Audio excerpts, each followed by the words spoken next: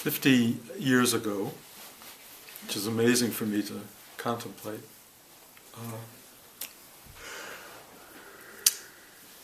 I met Rudi. I had just come back from a year and a half traveling in Asia, looking for a spiritual guide or teacher, and although I met some amazing teachers and some less than amazing teachers, I knew they were not my teacher. And I don't know how you know those things, but I knew it. But as many of you have heard, I lived in a Tibetan monastery for a while, and I brought back these carpets that I was going to try to sell for them because they were pretty impoverished, having all escaped from Tibet with very little on their backs but some artwork and things like these carpets. And I took them to an Oriental art dealer who lived in New York City and whose shop was on 7th Avenue next to the Village Vanguard. Because I had met him once before when I went to buy a little Buddha that I wanted. I wanted a little Buddha in my life, something I could have with me. And the only Buddhas I could afford were in a little tiny case in the front of his store. There was one little one this big.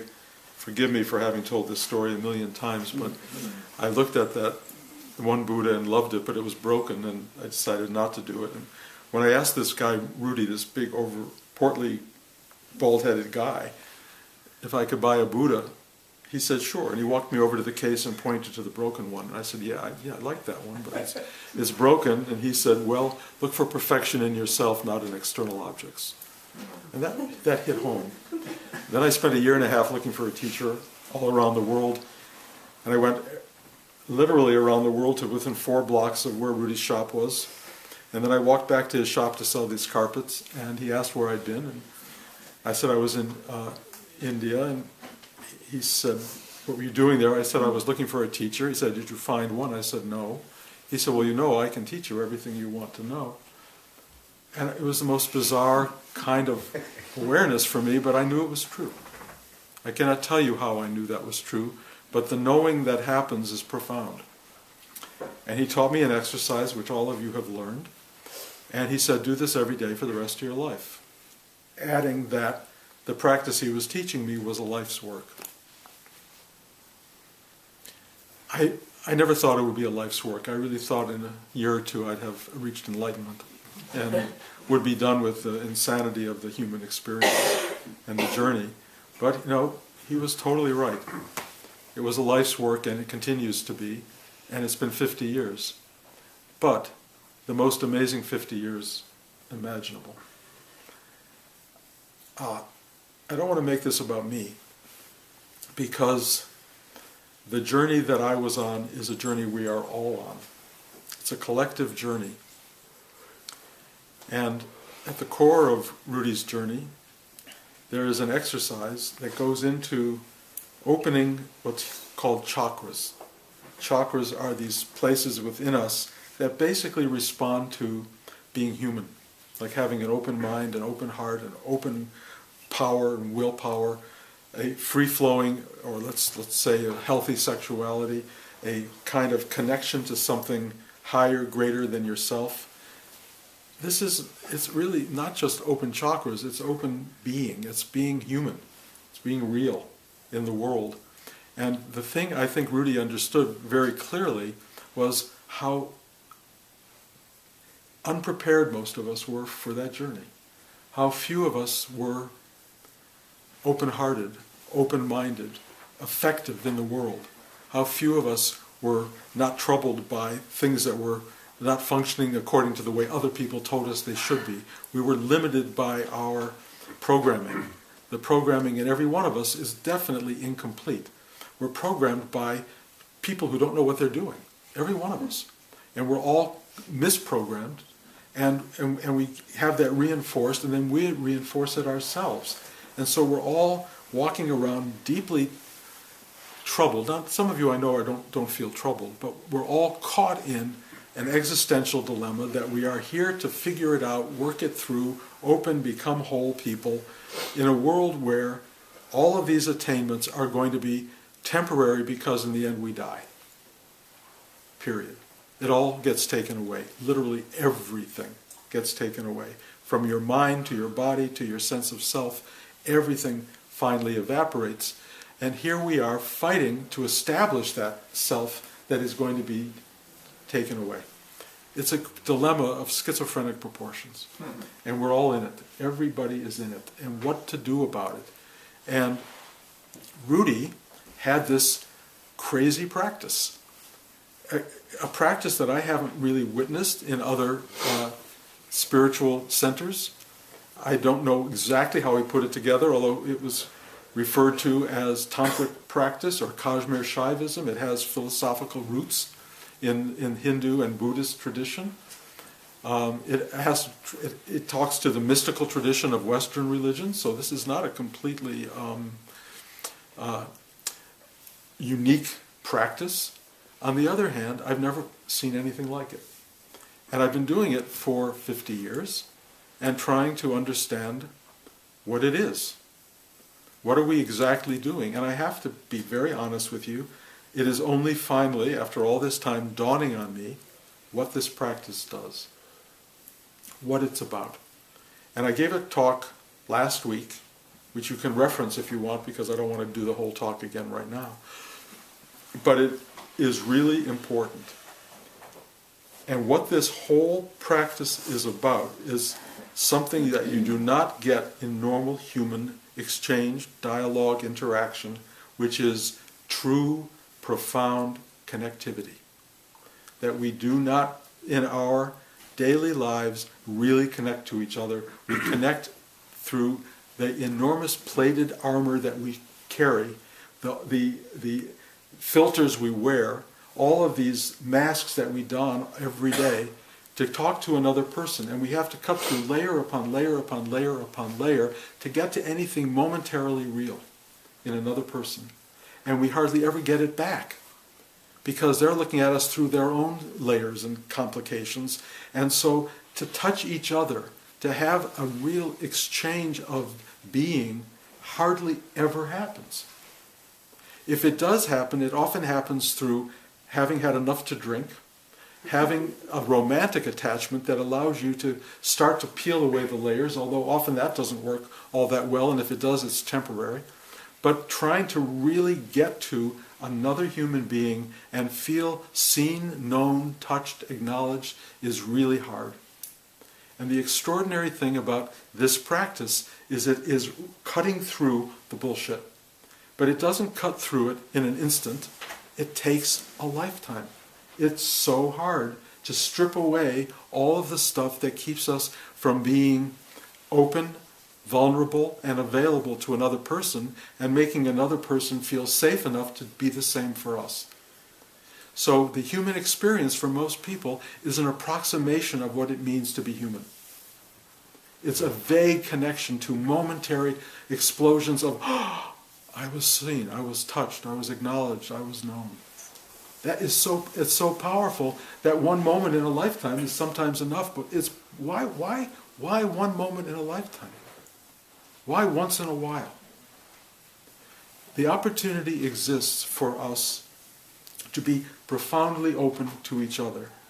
But here is the ultimate secret of that. Opening is not just outward to another, because that doesn't work by itself.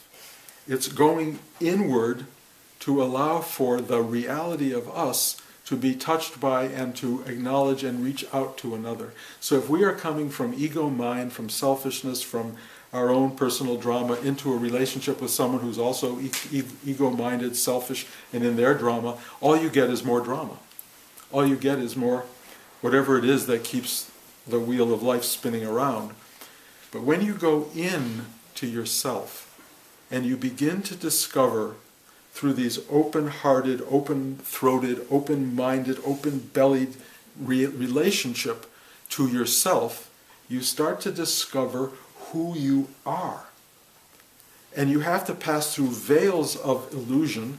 You have to pass through all of the programming that is actually not telling you the truth of who you are. You have to be big enough and strong enough to what Rudi called grow, to find out who you are. And when you get deep enough, you start to touch what is real in you. And when you touch what is real in you, you know it because it is who you are. It is the essence of being. It is so profoundly you that it just takes you in and says, welcome home. Welcome back. You have been sent forth into the world for some reason. I don't want to sit here and talk about why we're in the world. I don't know why we're in the world, except for the possibility of recognizing ourself in another person. If you go deep inside and see who you are, you discover that there is a singularity, that what you are inside is infinite and eternal, and it is in every being there is. And all anybody really wants in the human experience is to recognize it through the other. And it may be the reason we have been born into separate bodies, so that we can ultimately discover ourself in all of our forms and all of our manifestations. And that moment of recognition, when myself sees yourself, and there's a sense of oneness, when we both realize we're seeing the same self, that amazing expansion of truth is everything. And you know it. And you know it when you love somebody. When you really love somebody, that's why so many people say, what's the answer? And it's love. What's the question? Well, who knows? But the answer is love.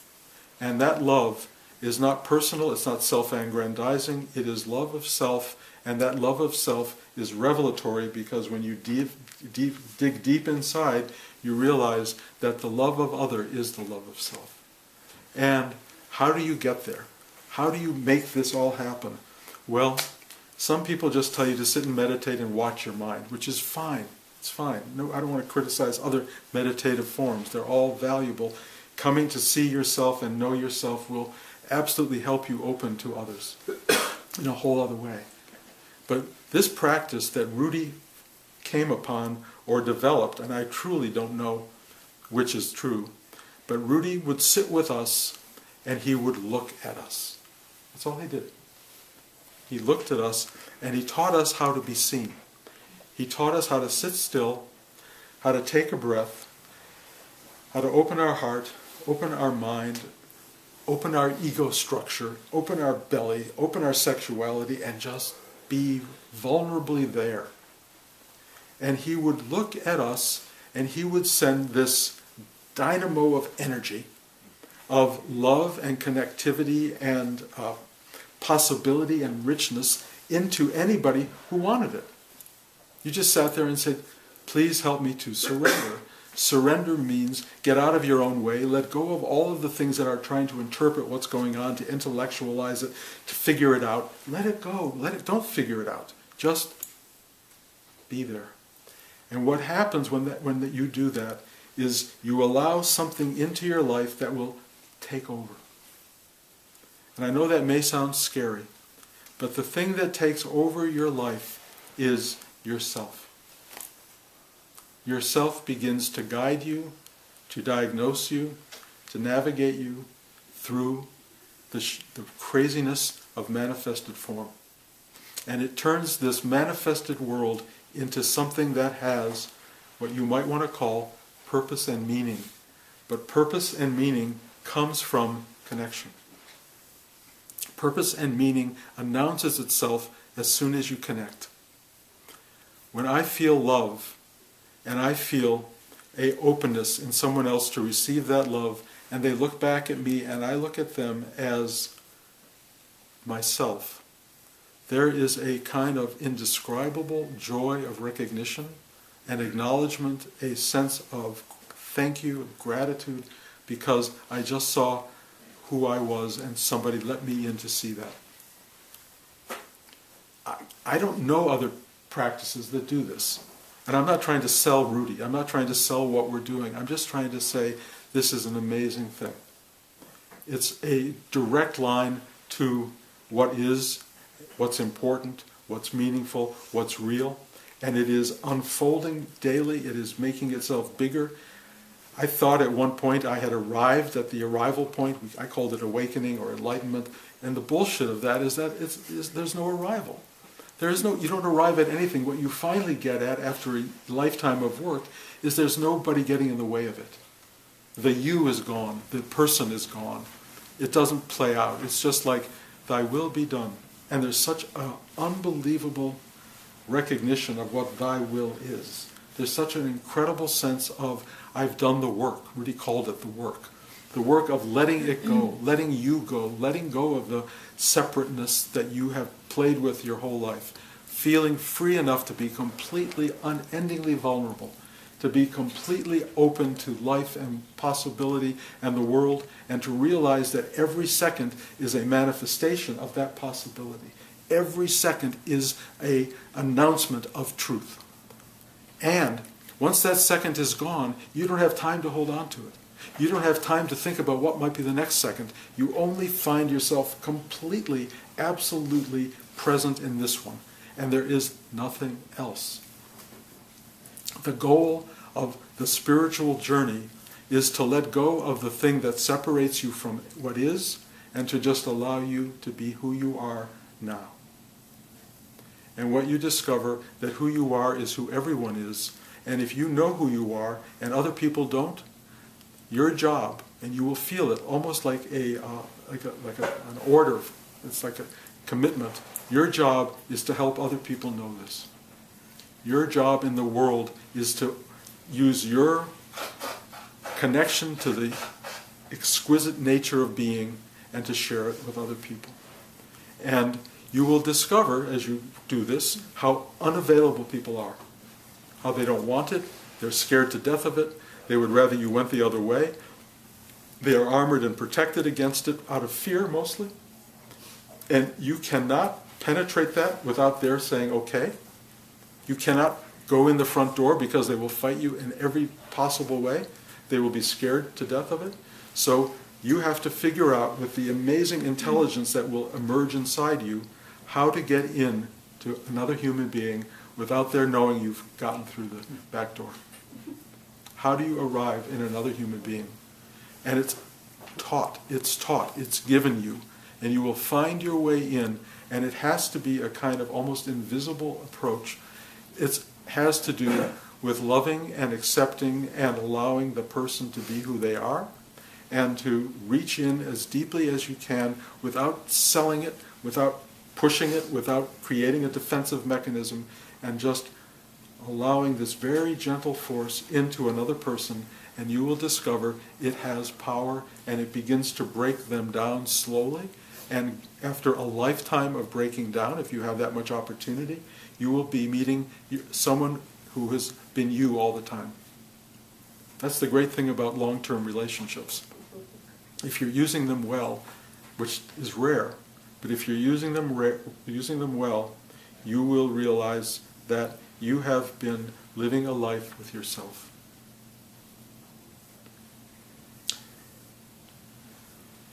One of the great traps of the human experience is the what if, what should have been, what didn't happen, the regret of life, and the hope that the thing you're looking for will exist somewhere in the future. And that very sort of arena of stuff that keeps you sort of unhappy and unmoored in a way, that's the stuff that Rudi's practice unravels. It unravels it a little bit more every day.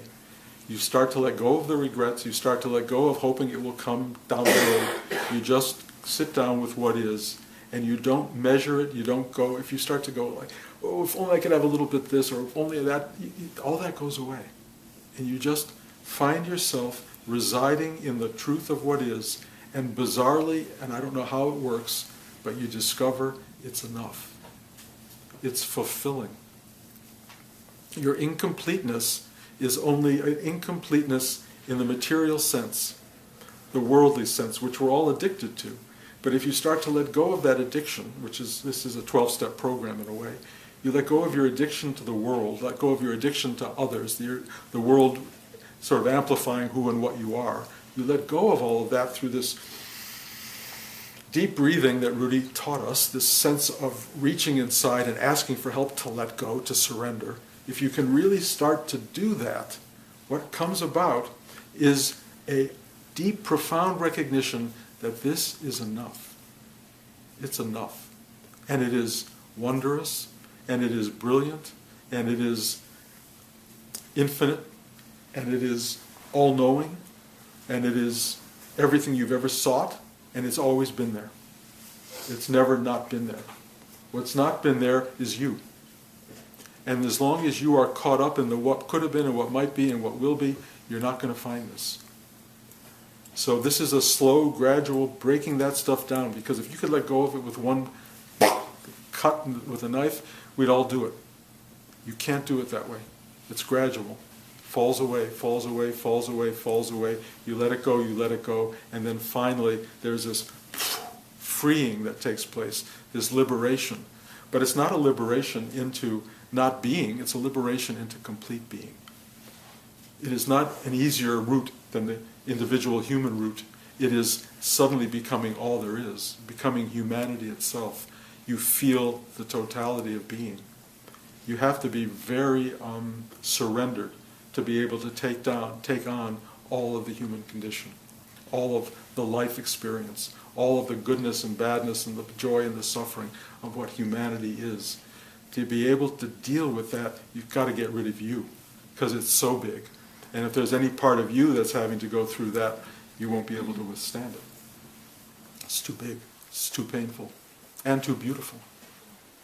Rudi taught that. He taught a direct line into who you are, a practice that reveals, and I can only tell you that because I'm sitting here having had that experience. 50 years ago, I met a guy who said, sit down, do this every day, and it will take care of you, basically. And it did. I've had, thanks to Rudi, truly thanks to Rudi, a very fulfilling life. You know, I've had everything I've ever wanted, and I have learned how to have it and let go of it. The letting go is not easy. You all know that. Letting go is not easy, but Rudi has taught me something he said very directly. He said, when you build the edifice of your life, put a stick of dynamite on every floor and be ready to blow it up, because you are going to blow it up and it's going to go away. That's the truth. It's all going to go away. So he has taught me that, and I can tell you right now, I know exactly the levels, the attachments I still have. I know what they are. And I know they're all going to get severed, and I know what that is, and it has made my life so poignant it's almost unbearable. But it is bearable because it is so beautiful in its poignancy. It's so extraordinary. And I know through Rudi, because Rudi lived a short life. His life was 1 month into his 45th year, and then he died. And so I learned early on, this is not a permanent condition. And the great teachers, the great people of knowledge and capacity who can share with you their truth, they're not going to be there forever. They're not going to be around. So it's your journey, not their journey. Rudi's path was not a path to Rudi's achievement. It was a path to finding my own direction. And that's what I've done. And I will tell you, my life has been an extraordinary learning how to trust the navigation system, learning how to deprogram, learning how to surrender myself to something that is unexplainable and basically unknowable in any kind of cognitive way. It just is. It just is. And every one of us, and those of you particularly sitting in this room or I guess listening to this talk, every one of you has access to that. Every one of you has access to what the Buddhists call liberation. Freedom from what? From you. Trust me, there's nothing you want to get freer of than just you. You are the problem. You are the problem, have always been the problem, and will always be the problem. And until you get rid of you, you're going to suffer. You just are. And when you finally get rid of you, do you get rid of suffering? No. You experience the world's suffering. So it's a whole new dynamic, and it's a whole new level of work, if you will. In Rudi's words, work. But it's no longer a work that you are doing. You realize it's the work the universe is doing. And you're one with it. You are one with this unbelievable dynamic of transformation, of construction and destruction, of giving birth and dying. You are this extraordinary thing. Will you understand it? Well, I can only tell you, I used to understand it all. I really understood it. I could tell you everything, and now I can't tell you anything. Everything I knew to be and thought to be true has evaporated. I have no sense of truth at all.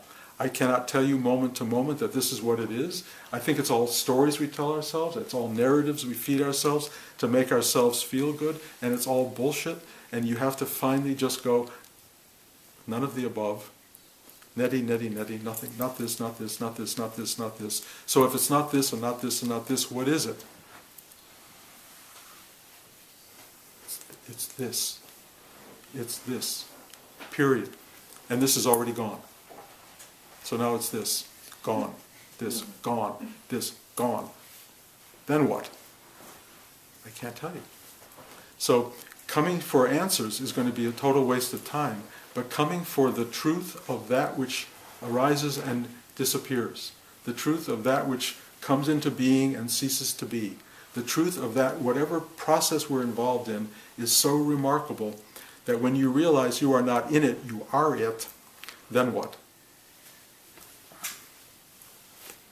You'll sit and do what I'm doing right now. You'll talk to people just like this, and they will probably be bored to death and run the other way, because what this sounds absurd, totally absurd. But there are a few people who are going to hear what's being said, and will take this to the place where they too will not know anything. And it's the freest place you can imagine.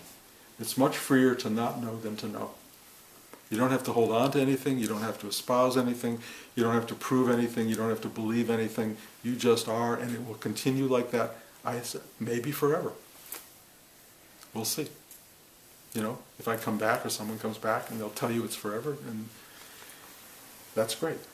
But reality appears to be that future and past are insignificant at this point. This moment is reflective of, and in a sense, a manifestation of all there ever was, or will be.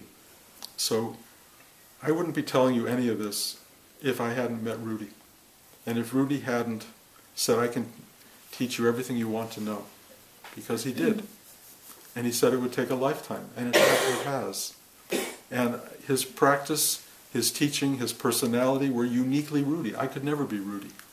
Neither can you guys be Rudi. But every one of you can be you. And let me tell you something shocking. It's enough. Each one of you is enough. Trust me. You are that which you're looking for. You are the very source of being. And everything in you that denies that or gets caught up in not being that, that is the stuff you just have to finally let go of. And it takes, you got to chip at it, you got to cut it out, you got to dissect it, you got to drop it off. You have to do whatever you can do to let this stuff go, little bit by little bit by little bit, until finally you are free of yourself and you discover who you are. There we are. That's the ride. I wouldn't be talking if it wasn't for Rudi. And we're here today celebrating Rudi's Samadhi, which is the day that he died. Why we celebrate that? I mean, really what we're celebrating is his life. The fact that he was here, that he left some message behind that's still being spoken on some level. That's an amazing thing. How does that happen? I don't know. But we're doing it, and today we're going to go from this talk downstairs. We'll watch a movie of Rudi that Bob Sink put together years ago and Bo helped create. And you know, this is a movie that captures a moment of Rudi's life that happens to be enough to gain access into who he was. And that's a great thing. A movie that actually will give you a flavor of, a feeling of, and even the energy of this remarkable teacher. So I thank you all for gathering here today. I thank you for coming in celebration of Rudi's Samadhi. I can never say enough about my gratitude to him and to the energy that he represented, that is ultimately an energy that we all are in touch with, and the fact that he made me aware of that after a lifetime of sitting. So I encourage you all to find your own path to that discipline, to do it, to watch where it takes you, and to know that if you want a whole life and a fulfilling life, I don't know that there's another way. It's not going to happen by winning an Oscar. It will not happen by winning the presidency. It will not happen by being the richest man in the world or woman. It will not happen, because it will all be ephemeral.